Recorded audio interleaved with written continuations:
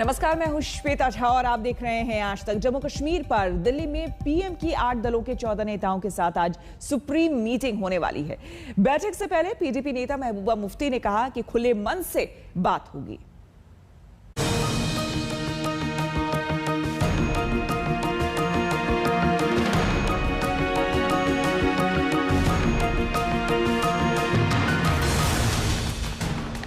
वक्त दोपहर 3 बजे। सबसे अहम मीटिंग। 8 दल के 14 नेता। आर्टिकल 370 हटने के करीब 23 महीने बाद एक टेबल पर होंगे प्रधानमंत्री नरेंद्र मोदी और जम्मू कश्मीर की पूरी लीडरशिप। प्रधानमंत्री नरेंद्र मोदी से जम्मू कश्मीर पर सीधी बात होगी, वो भी आमने सामने। सबसे पहले समझिए इस मीटिंग में कौन कौन होगा। प्रधानमंत्री के साथ बैठक में 4 पूर्व मुख्यमंत्री होंगे। नेशनल कॉन्फ्रेंस के chief Farooq Abdullah, national conference के नेता उमर अब्दुल्ला, वरिष्ठ कांग्रेस नेता गुलाम नबी आजाद और पीडीपी चीफ महबूबा मुफ्ती शामिल हैं। तो बैठक के लिए 4 पूर्व उप मुख्यमंत्री होंगे, जिसमें कांग्रेस नेता तारा चंद मुजफ्फर हुसैन बेग, बीजेपी नेता निर्मल सिंह और कविंदर गुप्ता के साथ साथ सीपीएम के नेता मोहम्मद यूसुफ तारागामी, जम्मू कश्मीर अपनी पार्टी के chief Altaf Bukhari, people's conference के सज्जाद लोन, जम्मू कश्मीर कांग्रेस के प्रमुख जी मीर, बीजेपी के रविंद्र रैना और पैंथर्स पार्टी के नेता भीम सिंह। मीटिंग में सवाल क्या होंगे? प्रधानमंत्री नरेंद्र मोदी से कश्मीर की मुख्य धारा की पार्टियों से टेबल पर क्या वार्ता होगी? इससे पहले आप महबूबा मुफ्ती को सुनिए। सिर्फ इतना बता दीजिए कि आप खुले मन से जा रहे हैं दिल्ली? बिल्कुल खुले मन से जा रहे हैं। प्राइम मिनिस्टर से मिलने जा रहे हैं, जो मुल्क के प्राइम मिनिस्टर हैं। नेचुरली पूरे खुले मन से जा रहे हैं। महबूबा मुफ्ती ने अपने दिल की बात आज तक को बताई। खुले मन के साथ प्रधानमंत्री से बात करेंगी, अपनी बात रखेंगी। अच्छी बात यह है कि इस बार महबूबा विवाद से बचती हुई दिखी। अब अगली बात मीटिंग में क्या होगी, इसे आप मीटिंग में मौजूद नेताओं की विचारधारा से समझ सकते हैं। दरअसल आर्टिकल 370 की बहाली की वकालत करने वाला गुपकार गठबंधन सर्वदलीय बैठक में बातचीत के टेबल पर होगा। इस सर्वदलीय बैठक में सबसे सीनियर और अनुभवी नेता के तौर पर फारूक अब्दुल्ला होंगे। फारूक अब्दुल्ला के मुताबिक बैठक में कोई एजेंडा नहीं है, लेकिन कश्मीर के हर मुद्दे को उठाया जाएगा। यानी सर्वदलीय बैठक में हिस्सा लेने जा रहे नेताओं ने क्या एजेंडा तैयार किया है, ये आपको बताते हैं।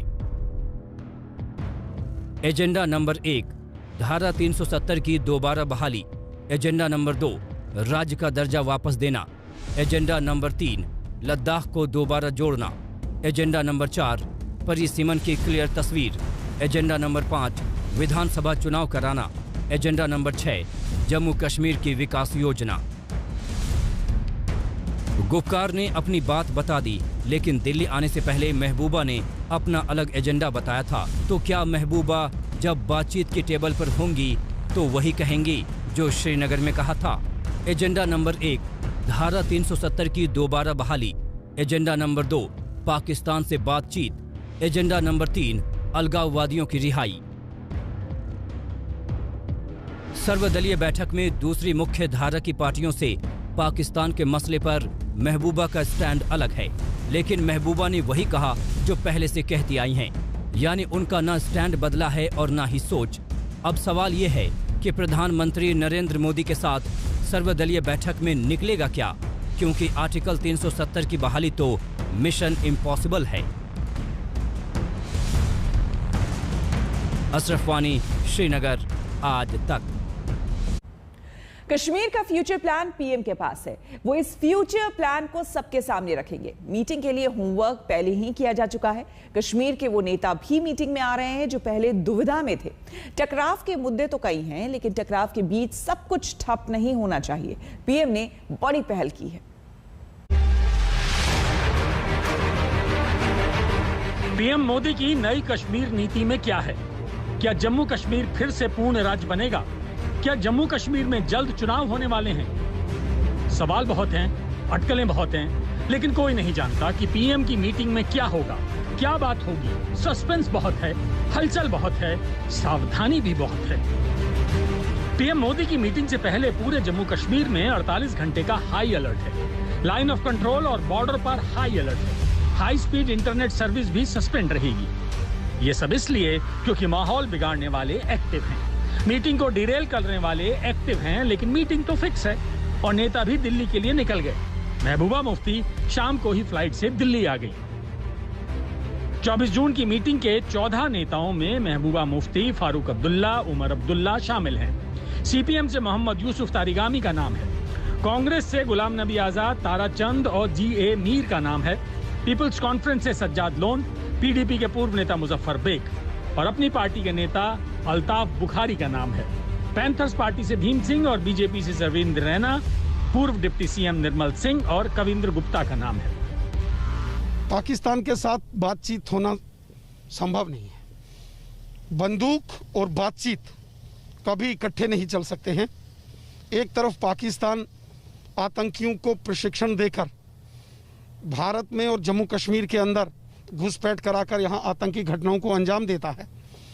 पाकिस्तान ने जम्मू कश्मीर को पिछले 35 वर्षों में लहूलुहान किया है। पाकिस्तान के अंदर आतंकवादियों के ट्रेनिंग कैंप्स हैं और पीओके में हैं, और पाकिस्तान ने भारत के खिलाफ एक छद्म युद्ध छेड़ के रखा है। यानी कि आतंकवाद, इसलिए आतंकवाद और बातचीत एक साथ नहीं हो सकती। सवाल ही पैदा नहीं होता है। बंदूक और बातचीत कभी इकट्ठे एक साथ नहीं चल सकते। जम्मू में तो महबूबा मुफ्ती का विरोध शुरू हो गया। पाकिस्तान वाले बयान पर लोगों का गुस्सा फूट पड़ा। ये कहा गया कि महबूबा को मीटिंग में बुलाया ही क्यों गया। बार बार केंद्र के ऊपर दबाव डालने की कोशिश क्यों की जाती है, इसलिए हम आज इनका विरोध कर रहे हैं और केंद्र से ये मांग कर रहे हैं कि इनको जो गैंग को वहां केंद्र की वार्ता से बाहर किया जाए। इनकी कोई भी बात जो है वो नहीं सुनी जाए। ये महबूबा मुफ्ती दिल्ली बुलाने वाली नहीं है। इस महबूबा मुफ्ती को दिल्ली मत बुलाओ प्रधानमंत्री जी, जिसको पाकिस्तान याद आ रहा है। श्रीमान प्रधानमंत्री जी, इसको दिल्ली मत बुलाओ, इसको पाकिस्तान भेजो, जो पाकिस्तान की बात करता है। जम्मू में ऐसे कई संगठन हैं, ऐसी कई पार्टियां हैं जो पहले से ही नाराज हैं कि जम्मू कश्मीर पर बड़ी मीटिंग में जम्मू की अनदेखी हुई और कश्मीर का राजनीतिक तुष्टीकरण किया जा रहा है। लेकिन ऐसे आरोप और इस नाराजगी के बावजूद केंद्र 24 जून की मीटिंग पर डटा है। कश्मीर के नेताओं ने भी कोई अड़ंगा नहीं डाला और मीटिंग में आने के लिए तैयार हो गए। Dr. Farooq Abdullah is going for a dialogue. It is a dialogue with the Prime Minister of India, and it's an inclusive dialogue, and we are very hopeful that this dialogue will lead to betterment of the state of Jammu and Kashmir, peace, progress, prosperity of Jammu and Kashmir.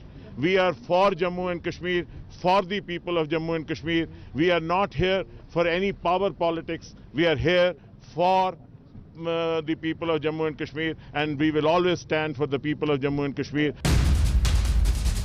सबको यही उम्मीद है कि कोई नया रास्ता निकलेगा।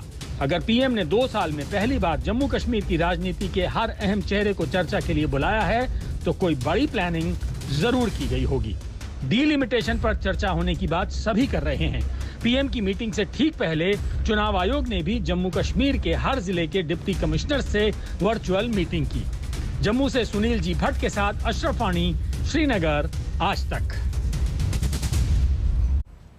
जब से पीएम ने जम्मू कश्मीर पर मीटिंग के लिए वहां के नेताओं को बुलाया है, तब से बड़ी हलचल मची हुई है। ऐसे लोग एक्टिव हो गए हैं जो मिशन कश्मीर को शुरू होने से पहले फेल करना चाहते हैं। कोई बयान से तो कोई बारूद से साजिशें कर रहा है। श्रीनगर में आतंकी हमला और सीआईडी इंस्पेक्टर की हत्या। श्रीनगर में ही पुलिस थाने पर पेट्रोल बम से हमला। उधर कठुआ बॉर्डर पर पाकिस्तान से घुसपैठ की कोशिश। ये सब उस मीटिंग के 48 घंटे पहले हुआ है, जो मीटिंग कश्मीर पर दिल्ली में होनी है। सवाल यह है कि मीटिंग से पहले कश्मीर का माहौल कौन बिगाड़ रहा है और किसके इशारे पर यह किया जा रहा है।